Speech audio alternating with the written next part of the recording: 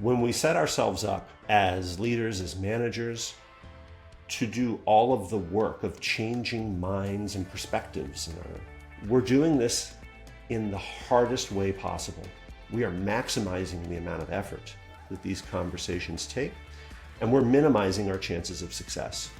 And once you realize that that's what we've been doing in these conversations, I think it's easy to cut yourself, I hope it's easy to cut yourself some slack for how badly it's gone and how much you don't want to revisit an unsuccessful scenario. You shouldn't want to have these conversations the same way again, but it can be done better.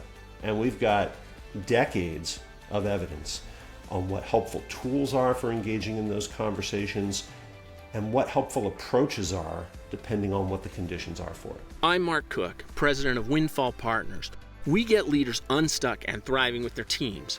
After turnarounds as chief executive, the largest ever studies of award-winning leaders, a New York Times bestseller, and 5-star keynotes, I've coached 4,000 client wins at top brands. My Bold Encounters is an advanced system for leading. First, powerful steps on a path forward. Second, problem-solving skills that beat obstacles fast.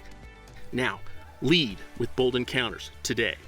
Welcome to Bold Encounters. I have 3 topics that I am fascinated by that are going to be presented to us by Jeffrey Wetherhold, founder and principal of MI for Health. I'm going to introduce him a little more thoroughly later, but how are you doing, Jeffrey? I'm doing great, Mark. How are you today? Good.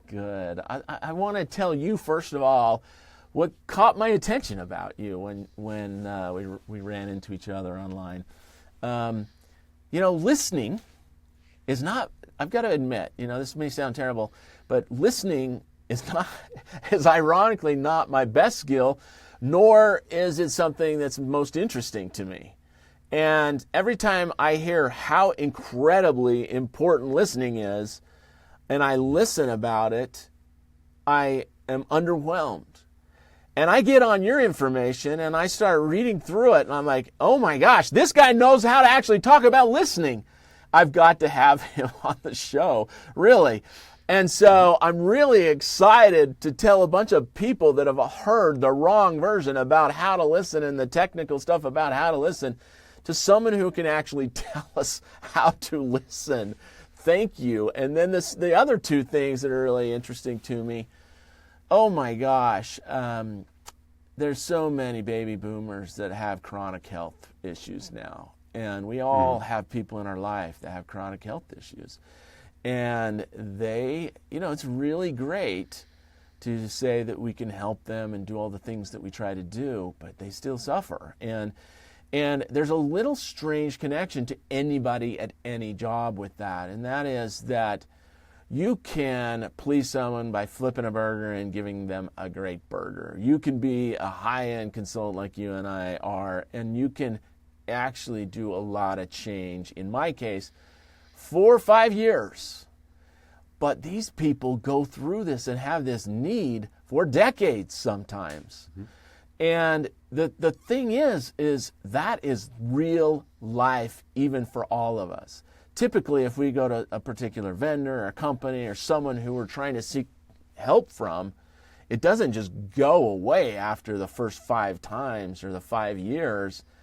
It's needed for a long time and it evolves. I'm really excited to talk to you about that chronic problem in a broad way too, but also with patients and baby boomers that suffer. The third thing that's really interesting to me about you is, oh my word, how many people in the United States and the world especially, actually, how many people have an experience where they feel burnout at their job? And, I have a lot of CEOs in my audience, but I also have a lot of young aspiring CEOs, even if they don't know that they're aspiring CEOs. They're going to be CEOs of their own work life the rest of their life. Even if they retire, you still have to have a life's work. And you don't have happiness without it. And so you think you're really excited about X topic in college and you get a job in it, and 4 years later you're like, I don't know. And then you get in a career and you're there 10 years and it was great for 5, and then you went through the next 5 and I don't know, and you switch or pivot or whatever. there's a lot of human beings that you can help with this message. So that burnout topic is close to my heart.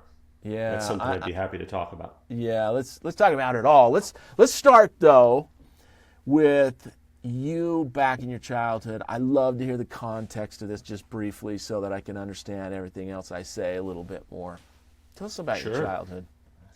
So I grew up in the southern part of the state of Delaware, in a very small farming community. I am the son of a police officer and a teacher from that community. And so I was part of that community for my entire childhood. I then moved from there to Boston, Massachusetts.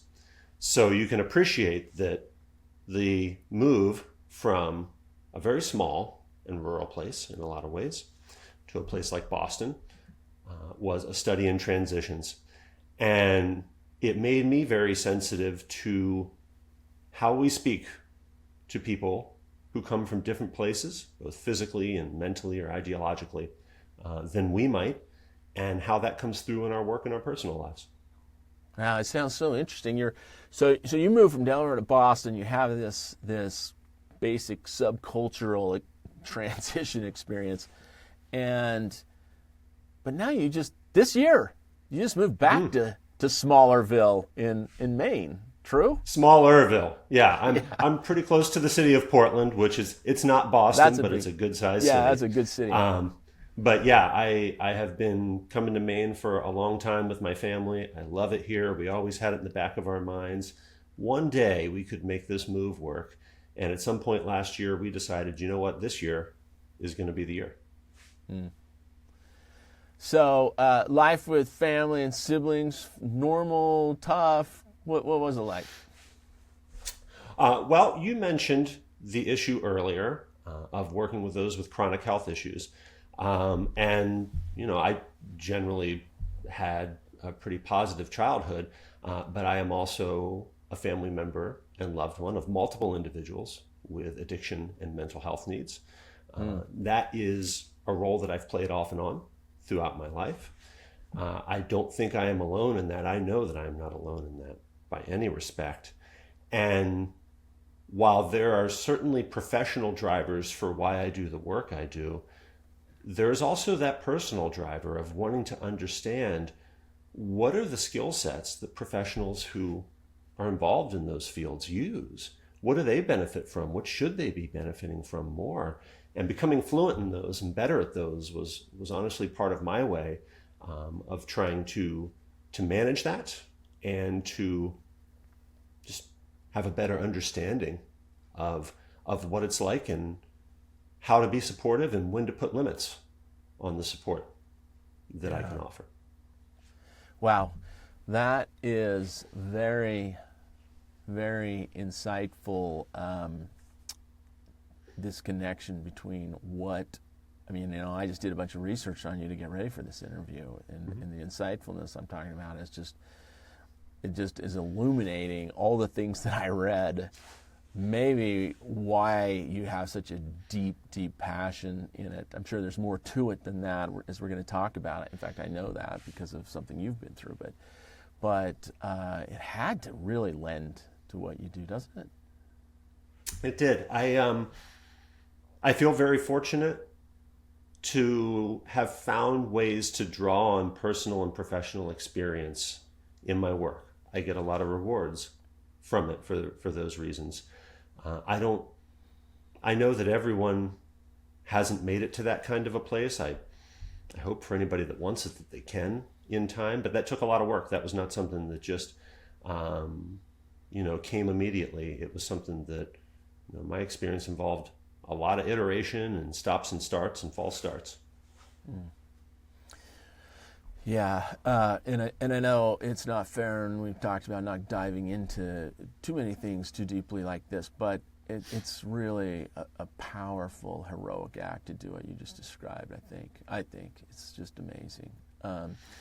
Tell me, so when you started out in your growing up years, like not child anymore, college, coming out of high school, college, what did you think that you were going to do to make money?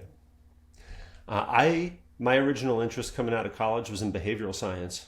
I studied memory and attention, how we remember things, how our memories get distorted, how we choose what to attend to.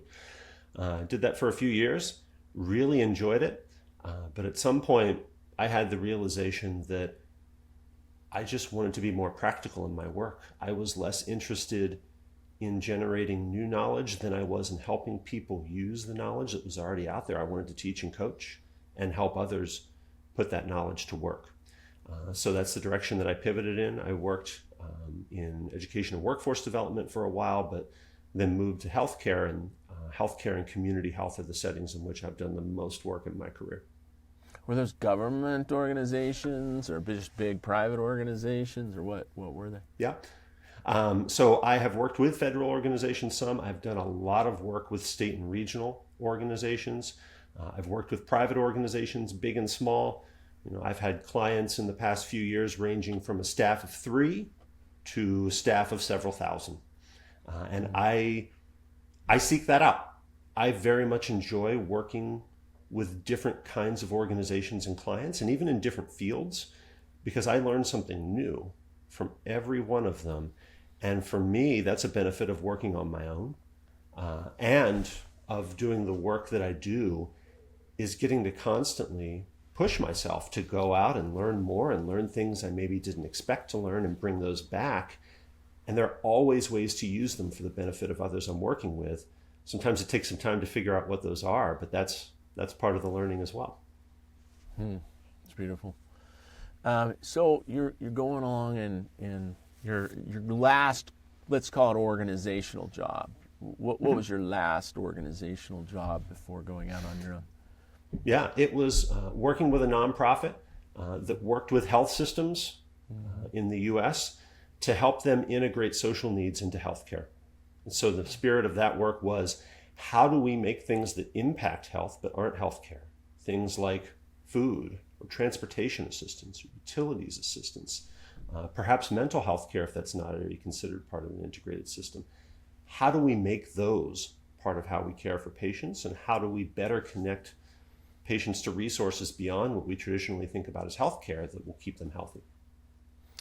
Yeah, and looks like from your history and reading about you from third parties, looks like you were pretty successful at that. And I think that I want to ask this respectfully, but you hit something really hard yourself that changed everything. Tell us about that. Yeah, I did. And this was at the point where I was making the transition to go out and work on my own for the first time, which is a big transition. I think when I talk to people about that transition, people often assume that this was something that I'd planned for a long time and had an exact plan for what I wanted from. I did not. But I was out there starting to work with clients and do that kind of work. And I had a major health crisis. I had a small stroke at the age of 38. 38. And I was left with some symptoms that were difficult to manage after that. So I had just made the leap to go work on my own. Had a young 3-4-year-old child at home at the time, and had to navigate both the process of diagnosis and treatment and recovery for that. Fortunately, we were able to diagnose what the problem was, and I was able to receive treatment, and I was able to recover very well, but that took time. Yeah, no, I know that strokes vary for a lot of reasons, and some people end up worse off, both mentally and physically. And fortunately, you did what you needed to do, and the professionals did what they needed to do, and fortune took place. And you aren't one of those people that ended up worse off. Tell us a little bit about both sides of that, the physical journey and the mental journey. Sure. So we did eventually learn that, the condition that I had was a result of a congenital problem that had just never been diagnosed, never had a reason to be diagnosed. So I think it's always weird when you have those experiences later in life, when you realize that something has always been that way and you just didn't know. I had to be very careful whose feedback I took in terms of what recovery would look like and what I would be able to do afterward. I had people who were very motivating, and I had people who I'm sure for the best of intentions, told me I might need to be prepared to be limited in what I did physically, or even in what I did mentally or cognitively. And, I feel very fortunate and very proud to have been able to work through a lot of those barriers. I think physical health is one of the easiest things to call out, because it was a real motivator for me to get in better physical shape than I'd ever been in my life. And so in my 40s, I'm in better shape than I was in my 30s or even my 20s. Thank you to my physical trainer. Thanks very much, Jesse, for all of the support in getting there. But Jesse in Maine, there's your ad. Yeah. Oh, Jesse. Yeah, Jesse's actually back in Boston. Oh, back in Boston. Thanks, Jesse in Boston. Yeah, Jesse's in Boston, but thanks, Jesse. And, so that is an easy thing to call out, because there were people who warned me that those weren't things I would be able to do. But also, tell us a little more about, what did they warn you about, and how did you and Jesse tackle that? Because that's amazing that you feel that way. Yeah. Well, I certainly had some physical symptoms that were fundamental to any kind of physical exercise. Basic issues of strength and balance that were challenging. And so it was a struggle for me to find someone who would work with me, who wouldn't just drive me as hard as they possibly could, right? And I think that's a cliche that exists in physical training that, in some cases is borne out. That wasn't going to work for me.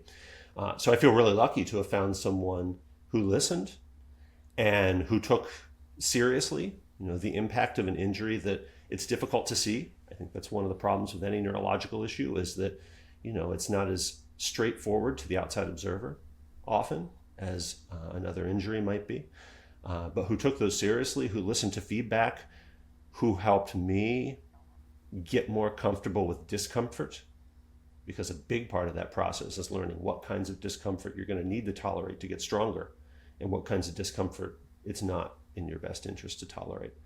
And he was a tremendous support, tremendous listener. I still work with him to this day. I didn't know we were going to get to talk about Jesse so much. This is great. I hope he's listening. Yeah. Hopefully you send it to him.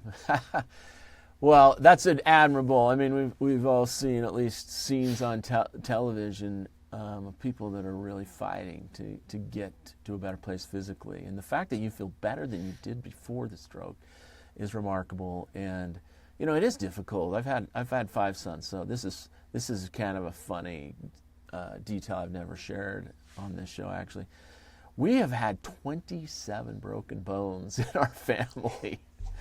So none, except for one, was about an argument with one of the other, brothers. And even that one was not really a fight or anything. It was just a string of crazy accidents, that kids have, and falling off swings, or going down a slide wrong, or jumping on a mattress in a garage, or it just goes on. 27. And so we've been, we actually started getting nervous about the 4th time. We thought we were going to have the police show up and everything. The healthcare workers are saying, "Don't worry, we can tell, we can tell based on the angle of the fracture and everything. We can kind of tell what happened." And I can't believe no one ever called anyone about us after the 27th bone breaking, but they could always tell what happened, and no one ever questioned us. Yeah. And yet, some of them are hairy. I remember one of my sons, a couple of times actually, this Z-shaped forearm, waiting for the doctor to come in the waiting room. That's a tough moment. It's not like you can take a magazine and immobilize a Z-shaped forearm. No. And so to your point, we could see the injury. It's not microscopic. It's not a microscopic elastic exercise with tiny little vessels and neurons that are hiding behind a layer of very serious shielding of our head, And so I think it's remarkable. But that's also true for the mental. Some people are not mentally better off, they're worse off. And yet you're stronger in many ways mentally. Tell us about that journey. Well, I think it was a process of understanding what my constraints were. And in any recovery from a major health issue, you start out with a certain set of constraints, you're able to work through some of them, and likely there's a couple that stick around, and that in time, excuse me, there are likely a couple that stick around, and that in time you learn are now part of who you are. And so learning how to adapt to that, and how to listen for that, how to manage that, for me has been really important. And I just, anytime I think that's hard, I have to back up and appreciate the fact that I'm very fortunate. Many people do not get the opportunity to recover in the way that I did. And I have no idea why I did, but I am grateful that I was able to take advantage of it. That's terrific. That's terrific. So how did it affect your work life? You decided something much more akin to life's work was more appropriate than career and jobs and paychecks. Tell us about that transition in that time of life. I think it made the boundaries between personal and professional more porous for me. And, up until that point, my life's work had been helping people change together, right? Organizational change, how we help teams move in the direction of behavior change. And around that time, I started to appreciate that there was a whole set of needs that the people who I work with have that I was not being responsive enough to. They needed to have ways to have different conversations. They needed to have better ways of talking to people where they wanted to see change. So, I think this is a common experience that all of us have, right? In any situation where you work with other people, you will at some point find yourself wanting them to change. That could be your peers, your neighbors, your staff, your clients, your communities. But often you're going to have little, if any, control over whether or not they do. And so when faced with those problems, I think it was an opportunity for me to draw on both professional and personal experience to start to learn a lot more about what are the disciplines that can help people have better conversations about change. And there's a lot out there that in my experience is badly underutilized and where there's a very low level of awareness. So that has become a huge focus of my work. I think of as a transition from thinking about change as a technical pursuit, right? How do we plan for it? What are our roles? What are our measures? How does success look like? What does our interim milestones look like? All important. To also thinking about it as a relational pursuit. How do we talk to one another? How do we engage with people who have different attitudes toward change than we do? And I think they're at least equally important, in much the same way that a blueprint and construction skills are going to be important to building any structure, right? I don't care how good the blueprint is. I don't care how well you know it. It does not make you a carpenter, right? You're going to need those skills when you're in one-on-one conversation and need to help others move toward change that you can't make for them. Yeah. When you move on your own and you start trying to help organizations do this better, maybe it wasn't as catastrophic, but in difficult and long term, but it's not easy to start a business. Like, you can't just hang up a shingle and people run to your door and start handing you money. So tell us a little bit about that transition before I start asking you about your current success. Like that rough part's interesting to me because that's where most people get stuck and turn back and get jobs and things like that. So tell me about that part, getting it going. Yeah. It took patience from my perspective. One of the huge benefits of working on my own, one of the things that I value most has been that I get to keep learning. I always get to continue learning new disciplines and to fold those into the work I do. But in the early stages of starting a business, that was essential. I had a theory for what I thought would resonate with clients, for what I thought would be most helpful. My theory was wrong, as first theories often are. And that required iteration. And as I learned, that required a different depth of knowledge in skills than I had. So I needed to be both willing to build that knowledge and take a step back to be like an entry-level learner in some cases at some things, when, in other instances, I might be more advanced in my knowledge in my career, and really be patient with myself and learn those skills, but also think very flexibly about how to integrate those and meet needs for clients. I have never been motivated by going out and out competing others to do exactly what they do a little better. That for me just isn't motivating. And if that is motivating to others, that's great. I don't want to pass judgment on that at all. I would much rather find needs that aren't being met. In instances where I see everybody crowding around one little piece of the pie, my reaction is, but what about the rest? How are we helping them with those issues that we aren't speaking to and running to? And it took a year or two to really get to a place where I started to have confidence that I had a bead on what some of those were and how I could help. I would love to think that there was an easier way to get there than, a tough couple of years, but to be honest, I don't know it.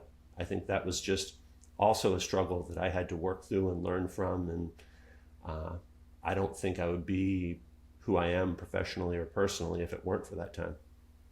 Yeah, I think the thing that causes that, it's a really interesting, subtle little thing that is huge if you're going into entrepreneurship. I've done a few different types of work in my past, all similar topic, but I've worked for two big, huge companies, and then I've done a startup where it's incredibly well funded. We got $10 million, and we quickly ramped up to 300 people and led them, and in a gorgeous $16 million building that they helped invest in, and that is a very different experience than just going out on your own as solopreneur. Mm-hmm. And what is interesting about the solopreneur, like you're saying, is it is extraordinary. While, at the startup that's well funded, in the beginning we're in cubes and warehouses, and we have to buy our own garbage cans, and all that is true. It's very heroic for people that do that, for sure. But to be on your own and working with a couple of part-time staffers, or even just a couple of staffers, you meet so many challenges that you just keep learning every day. Some is core to what you do, some is not, but it's just an enormously shocking amount of learning that takes place. The other thing that's fascinating, I think you would agree with this, which is not about that. Well, it's related, but don't you get surprised at how many more people you meet than working in a big organization? You have more people sitting in front of you all day long back then, but you just don't know them. And then when you're on your own, the quantity of people that you meet is extraordinary, don't you think? I do. I agree with you 100%. It's not just an opportunity to keep learning. That feedback loop, when you meet that many people, the feedback loop is so much richer and tighter. And that's a challenge, right? Keeping up with that much feedback and not getting exhausted, not getting worn down by it.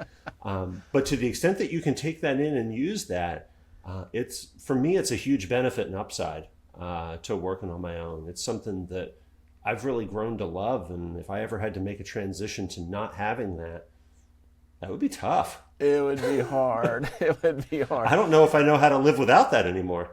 Yeah, it would be hard. There's two really fundamental things that help everyone in every type of job that you're talking about when you're saying I had to find my own little secret niche that I would help people within this space.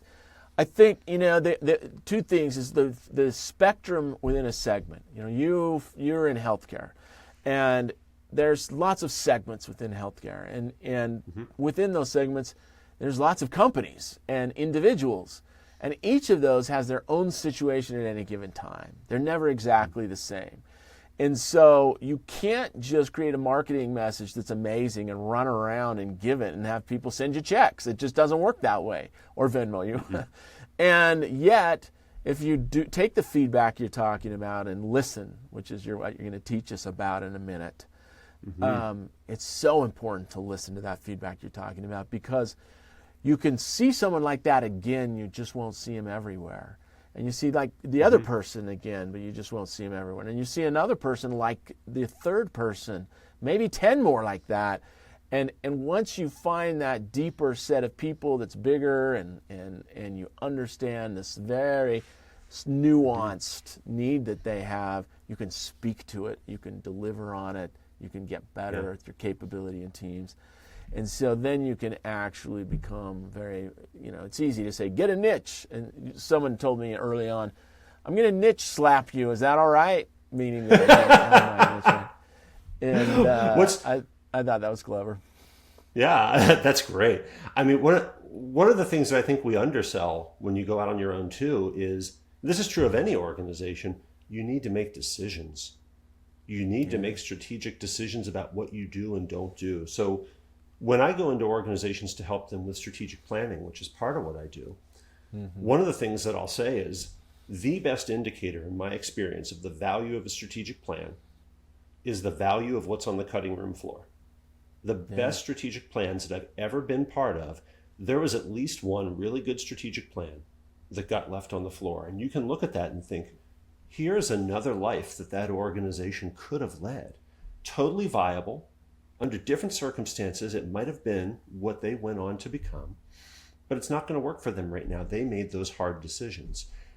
Critical to any organization, but I think it's especially critical when you're working on your own because your capacity is limited. I think, in my experience, finding a niche is less problematic. Choosing which niche is going to be yours and committing to that is hard. There are a lot of things out there, and when you try to be all things or too many things even to all people, that for me is not a recipe for living well as a solopreneur. Yeah, and when you do it like you just described it, it's a little like it finds you, but only through massive effort. I was going out to all sorts of leaders when I began, because I've spent my whole career addressing executive leaders of all 5 to 10 types within a company, and it just wasn't working. I actually started out with accountants thinking that would be a beautiful place to sell, and that they don't answer calls and they're too busy. So I quit that pretty quick. But, I went back to my roots, which was all leaders. That was such a struggle. Then I went to CEOs because I really have some expertise in research and published there. And that was okay, but it wasn't going to go well in the long run if I just was that broad even. And so I kept looking and listening and hearing. I didn't think of this. It thought of me. These CEOs at a crossroads, people that have just got hired, they're just doing CEO for the first time. They're buying it from their parents or their family, or the private equity just hired them in, and they're in a new situation. CEOs at a crossroads. I would never have thought of that just off the top of my head or with a lot of work marketing and writing messages and trying. It had to be listening. It had to be finding the vein that people needed me and my particular usefulness. And so it is through sheer brute force and trial and error, and ChatGPT is not going to just whip up the answer for you, that's for sure. No, it is not. No. So, okay, well, I want to ask you a little bit about your specialty. Let's get into this listening stuff, because I really think, you talk a lot about change management, and I want to hear about that. And I don't want to presume that listeners feel like I do. I'm very familiar with change management. It's what I do to some extent. But but this listening part of it in the traditional approaches, and you veering away from traditional approaches of change management that you alluded to in the beginning, of structure and process and all that. I want to hear more and go deep into this discovery of yours and what you suggest. I want to give a lot of spoilers to your services on this show. So let us have it. Tell us what you discovered in that beginning discovery you just described and what it looks like. Yeah. Well, I think historically, a lot of the conversations we have about change management tend to stick on the technical side that we talked about earlier, structure and roles and measures and outcomes. all really important things. I do not want to represent those as unimportant. They are necessary and they are insufficient. And I think that one of the things we can do is look at the evidence for that. There was a great article that was published in Harvard Business Review just last year around the success of large-scale organizational transformations. And the statistic they called out was 88% of large-scale change programs fail to produce lasting results. Yeah. 88%. So we know that change management, when well implemented, is helpful. And yet we know from that and other studies that it's often not durable. It doesn't stick around. When you dig into the research on why, when you start to learn more about why that is, right? If we stick within the bounds of that paper, where they cited that 88% figure, they talk about follow through. They talk about engaging with the motivation that people bring to a change. They talk about executive leaders taking on too much and not letting mid-level leaders and managers help with the work of change. When we delve into the research on managers and frontline staff, and this has been conducted by a company called ProSci, which, full disclosure, I'm a ProSci certified change practitioner. They certify change management practitioners and do really high quality research on change management. They cite from managers organizational culture, lack of awareness, lack of buy-in, an inability to manage the people side of change. Employees also talk about a lack of awareness. They talk about fear, change in roles, lack of trust in management and leadership. Most of these are not technical obstacles. These are relational. These come down to how we have conversations with one another. So I think it's really important to recognize that organizational change or team change is a product of individual decisions to change, and that we do not devote enough time and work to getting better at those individual conversations. So when we see the obstacles that are underneath of large-scale change efforts, they're largely relational. It's largely about ability to have better conversations about change. And in most cases, in my experience, this isn't because people have tried and failed. It's because they have never been trained in how to use evidence-based practices to have an effective conversation about change. Yeah.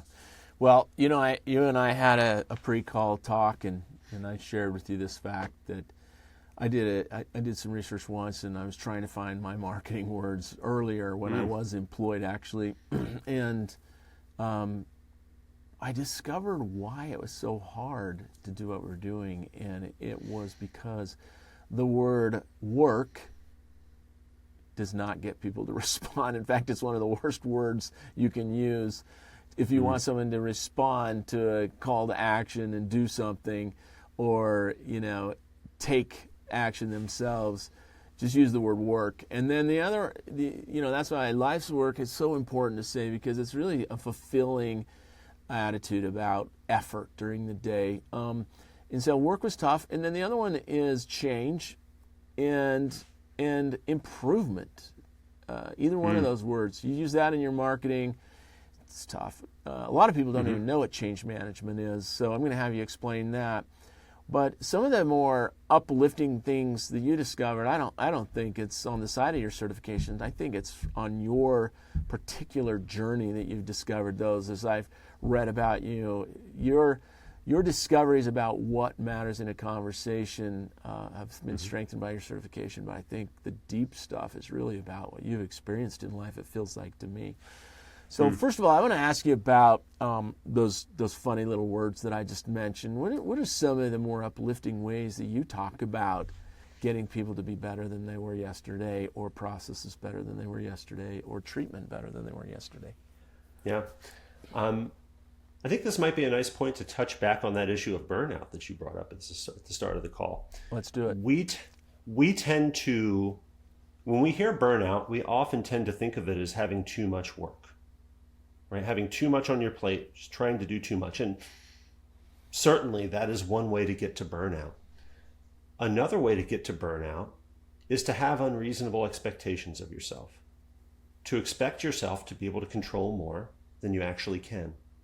Or to expect yourself to be able to do something well without the skills and tools that you would need to do it. It's not a comment on your capability, right? That's a comment on what you have available to you. So I feel like it's really important to call that out. In my experience talking with clients and potential clients, it's not hard to find conversations that they really aren't looking forward to having. They're either blowing them off or they feel like they've had them many times and they're not going anywhere. We can get to those personal examples, right? What's the conversation where if you have to have it again, you're going to run screaming through a wall? What's the conversation that you just can't get out of bed if you know you've got to have today? Wouldn't it be great if you didn't have to have it the same way? Wouldn't it be great if the answer wasn't to try and fail again in a way that's already very familiar? If there are a different set of tools and skills that you could use to approach that conversation and to actually do less work yourself and have the person on the receiving end of that conversation do more. When we set ourselves up as leaders, as managers, to do all of the work of changing minds and perspectives in our staff members, we're doing this in the hardest way possible. We are maximizing the amount of effort that these conversations take, and we're minimizing our chances of success. And once you realize that that's what we've been doing in these conversations, I think it's easy to cut yourself, I hope it's easy to cut yourself some slack for how badly it's gone and how much you don't want to revisit an unsuccessful scenario. You shouldn't want to have these conversations the same way again. But it can be done better. And we've got decades of evidence on what helpful tools are for engaging in those conversations and what helpful approaches are depending on what the conditions are for it. Yeah. Well, you know what I want to do at the end of our conversation in a while is I want to get to this week's hard-hitting actions, the advice, the steps you'd say, the advice you'd give to one of our listeners and say, this week, to be an effective, powerful listener that creates change in all sorts of situations that you find yourself in. Do X, do Y, do Z. Do 1, do 2, do 3. But I don't want to get there yet. I want to stay high level because I think no problem. I think there's a couple of things that I want to ask you first to set that up, and that is that, you know, when you have conversations, there is one probably micro part of conversations that goes badly, that people do the worst, and I want to hear what you think. Where do people get stuck having great conversations most often, very specifically? Where do they get stuck having challenging conversations? Or any conversations where they're not listening, or whatever you'd like to position it as. I think we can start at the level of tools and then go to the level of approach. Okay, so at the level of tools, one of the first things that I talk to people about is asking fewer questions and reflecting more. Usually asking fewer questions, telling someone that is provocative. We've been taught asking more questions is a way to have these conversations well. If you're learning about someone, if you're, say, a host of a podcast, asking good questions is a great way to move forward with that conversation. If you're trying to help someone move toward change that you can't make for them, too many questions is actually going to do harm. That keeps control of that conversation with you. Power sits with you. You put the limitations on where that conversation is going to go. One of the most powerful and simple things we can start to do is reflect. You can reflect back the meaning of what someone has said. You can repeat part of what they said to focus on that. You can reflect the emotion that they might be feeling. You're really frustrated by how this has gone so far. You can reflect their values. You know, it's really important for you to use your time well, and you don't feel like that's happening right now. If you've heard some of their ambivalence about change, some of their reason to be skeptical of change, their reasons for and against, you can reflect those back in tandem to help them consider, well, how do I resolve these two viewpoints that may be in some level of conflict? So that transition from relying largely on questions to starting to reflect is really important. it opens up a world of possibilities for what you're going to hear back. People start to tell stories. They start to say things you didn't expect them to say, that they didn't expect to say. And that's the gold. You're going to learn from that in ways that you could not have possibly anticipated. You've also brought up listening a few times, which I really appreciate. I think we undersell how important it is to allow the way in which you speak to change the way you listen. So I've certainly had these moments. I think a lot of us have had these moments where we know we're supposed to be listening, but we're just thinking about what we're going to say next. Yeah. That's a pretty universal experience, right? Yeah. I have come to believe, I don't think that goes away. I think that's just kind of part of how we're wired. But if you get to a place where you start to speak in a more reflective way, you have to listen for what they're telling you in order to know what to reflect back. Structurally, it changes the way you listen. And so there's this sort of generous cycle between the way we speak and the way we listen that's reinforcing. I think often if we just try to listen better without speaking differently, we make it much harder on ourselves, when if we allow ourselves to get the benefits of speaking to someone differently in a conversation about change, we're able to improve at listening much more readily. Wow, so you're giving us a pass on that nearly impossible to stop habit of thinking what's next. That's right. But I guess what you're saying is, like, if we are thinking about being a mirror and creating an introduction to that next thing we're going to say that actually requires us to know what they just said. So we're creating a little introduction. For example, it makes me think of an experience that I've had where I had a spine infection that people have heard about on the show, and I've gone into the doctors. We had a lot of doctors. I almost died twice, and we had a lot of doctors, and one of them that I ended up going to for the infection itself was, let's just say he didn't have a perfect bedside manner.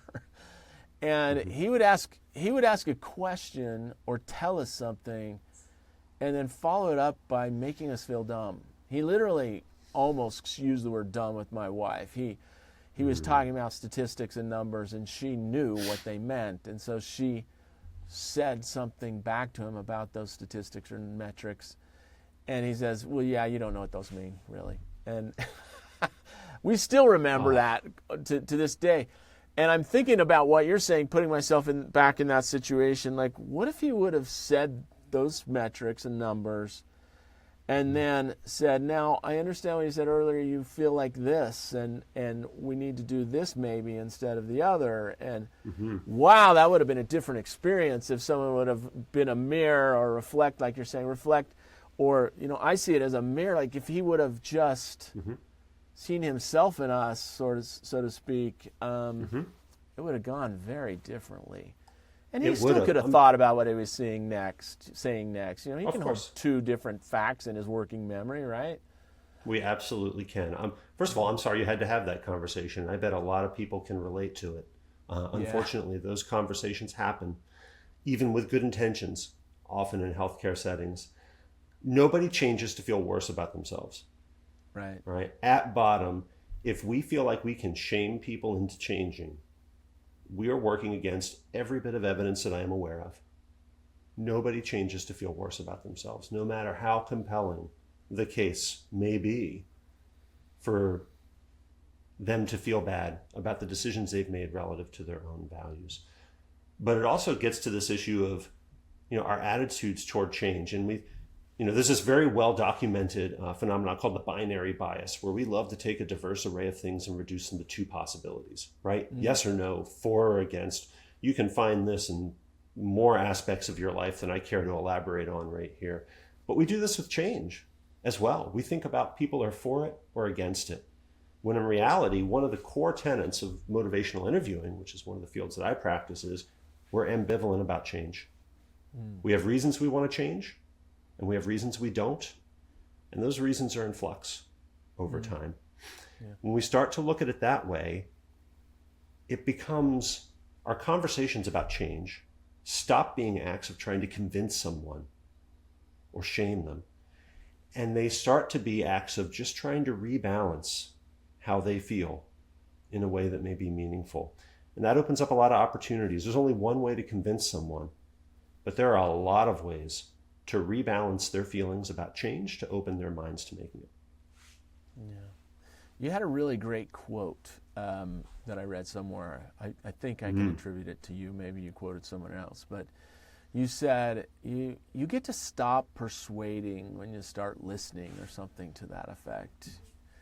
Tell us about how you persuade by listening. I think that's really an interesting thing for a lot of different occupations. Mm-hmm. That word persuasion is a tough one. You know, there's an academic definition of persuasion that presents it as something more benign, that is not manipulative. There's a body of evidence out there. There's persuasion research for how to do this in ways that are ethical. One of the biggest pieces of advice I got in my early career that I took to heart was never argue with a communication problem. And the word persuasion has a communication problem. People hear it as being manipulative. So I don't use it. I try and work around it, because that's what people hear, whether I like it or not, whether the academic definition is supposed to be different or not. Whether or not we're persuading comes down to whose feelings on change we're using. So if we accept that people don't have fixed attitudes toward change, then it's a short walk to, another one of the core tenets of motivational interviewing, which is that we learn what we think as we hear ourselves speak. When you give someone the opportunity to talk through their attitude toward change, they begin to understand in better depth how they actually feel about it. So what keeps this from being persuasion, for me, particularly in its negative sense, is that we are using the raw materials that they provide and not the raw materials that we provide. We're working with intrinsic motivation. And there's a great body of research on the benefits of intrinsic motivation. We know people are more likely to make changes when they're intrinsically motivated. Those changes are more likely to stick. And perhaps most importantly, if they're intrinsically motivated, if they have their own reasons to change, but you try to extrinsically motivate them, if you bring your reasons, you just made them less likely to change. So if they've got your reasons, but you bring yours, they're going to tune you out. They are less likely to change their behavior, even though they had their own reasons to change, because you weren't able to hear them. So what keeps me out of the weeds of how people hear persuasion is that this can't be about you as the speaker. It has to start, at the very least, with their attitudes toward change. Even if you're a leader having a conversation where there are constraints on their behavior that you have to communicate, it's essential to know this wasn't happening. Why, from their perspective, is that the case? That gives you the materials to work with and understand where you can talk to them about their decisions and where they actually aren't decisions, where those are boundaries and where there are consequences. Yeah. So, burnout happens when you feel ineffective, but also you don't have to persuade if you know how to listen. Those are already two classic quotes from our You chat do not. together. When we do that, we make every conversation that we have the hardest version of itself. And that serves no one's best interests. So if you take nothing else away from this episode, anyone who's listening, don't make every conversation the hardest version of itself. I hear from leaders and managers all the time, but there will be cases where they don't care, where I offer them agency or decisions that they don't matter to them, where they just don't listen. That's true. Those conversations do happen. They're hard. I can help you manage them. But they are not representative of everybody's feelings toward change. And if you're making every conversation that hard, it's no wonder that the work of change has become something that we dread so much that it rates negatively as a marketing word, apparently. I shouldn't be using this to market if I want to reach people. But, it is interesting that change scares us all. I just start rattling and through my mind all the things that I need to change when we talk about it. But it's good for us. It's what life's about. It's about getting better. And, betterment is a terrific word, but no one uses it. So it's a tough thing to use, but betterment's a great way to talk about change. And I think that it's really beautiful to really get at what they're feeling and thinking in their internal life. Intrinsic motivation is the the academic term for all of that, and what they really want inside out of something in life. And it makes me think of the classic smoking example. Like, for decades we're telling people, you're going to die if you don't stop smoking, and no one would quit smoking. And then you tell the young people, you put a star on that they really like that says you're a loser if you smoke, and all of a sudden they stop smoking, and we really put a big dent in the smoking thing until vaping came along. But anyway, I would love to hear about motivational interviewing. That's a terrific phrase that you've coined, and it brings so much to light in my mind. What do you mean by motivational interviewing? Tell us who your most effective audience or client or end user is for a client. Sure.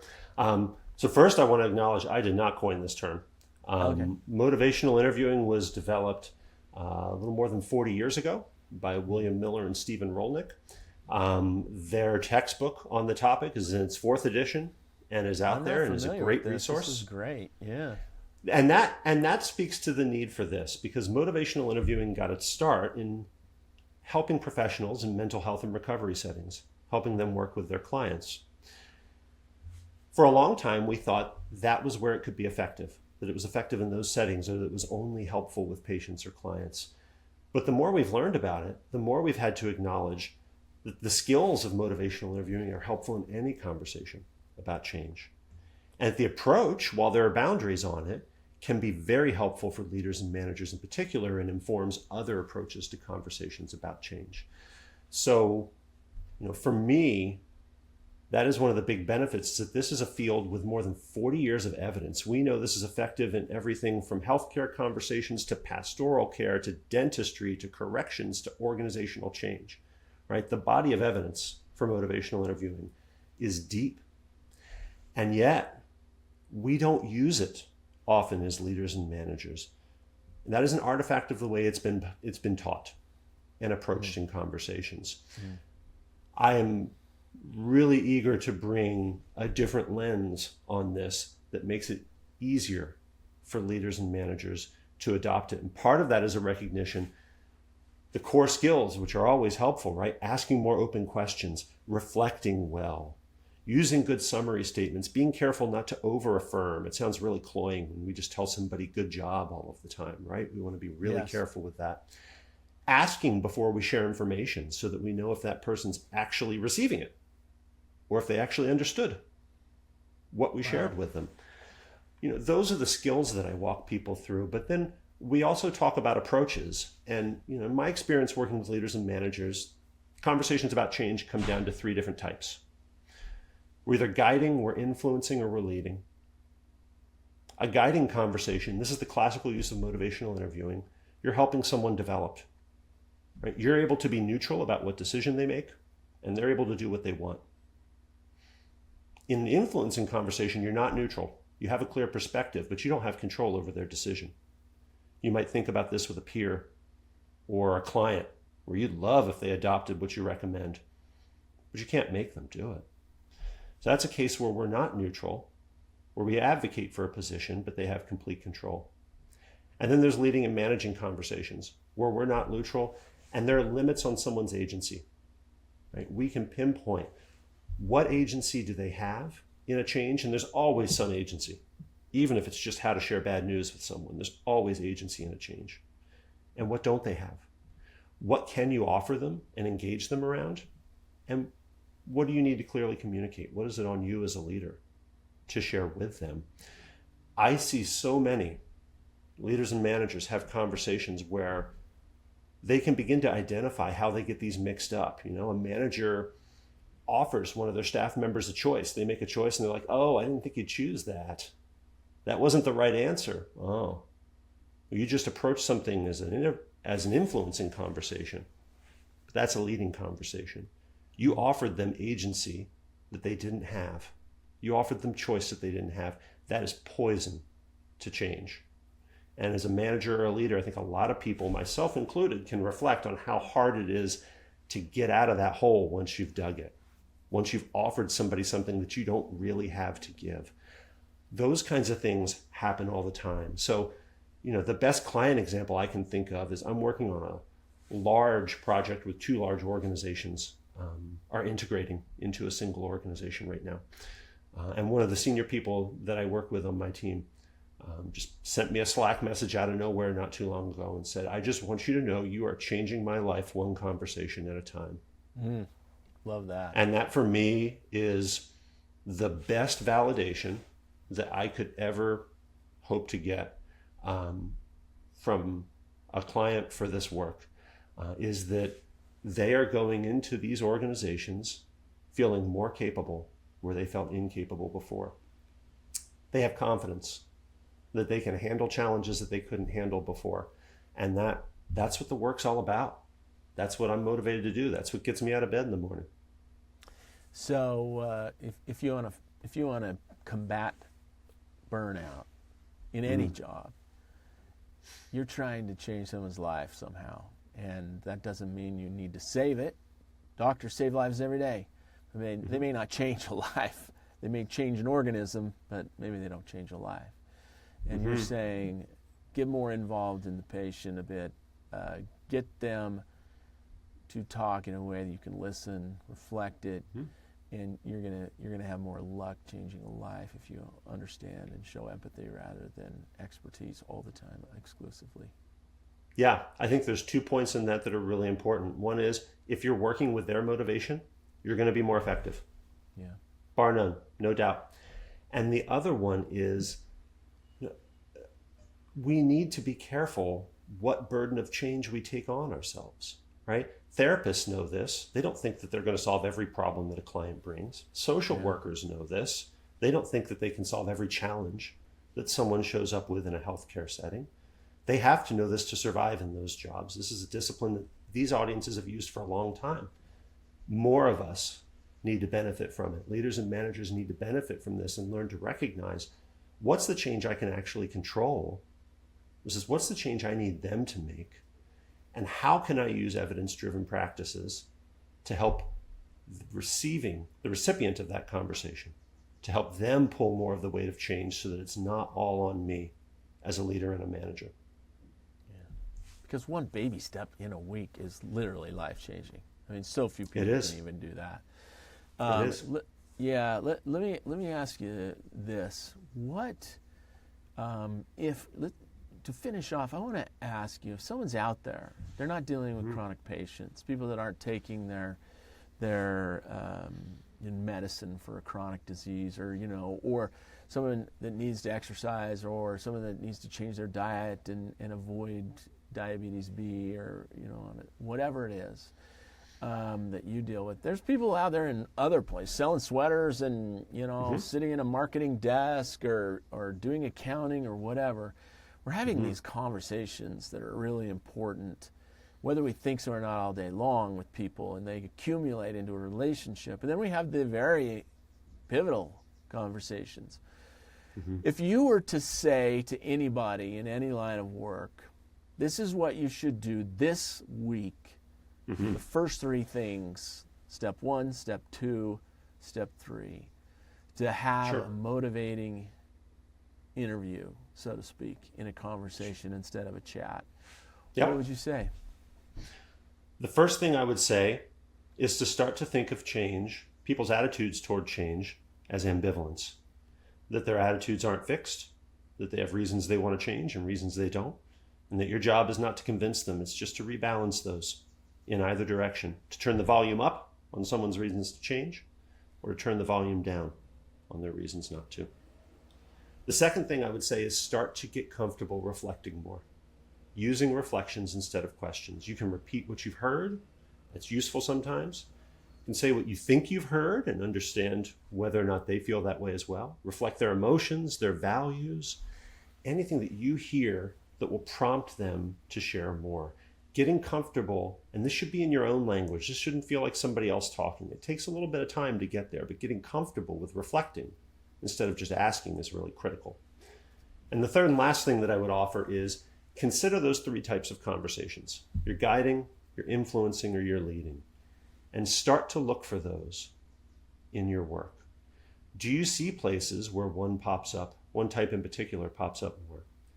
Do you see places where, to the example I shared earlier, you can recognize I tend to approach these conversations as if they're those conversations, and I get hung up there.